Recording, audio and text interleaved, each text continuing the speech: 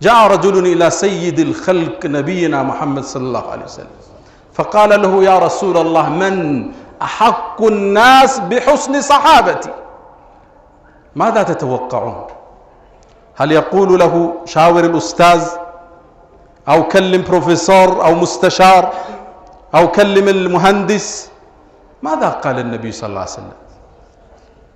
قال أمك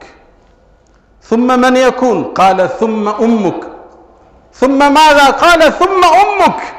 ثم ماذا قال ثم أبوك بر الوالدين مجلبة التوفيق في الدنيا والآخرة ودم أمنان يزاري خطبة رئيساتشن الله قرآن لي بتليان كز آدرا بالن قداي لي هنا ይሄ ቁልፍ ነገር ምድር ላይ ስኬታማ ሰዎች ካያችሁ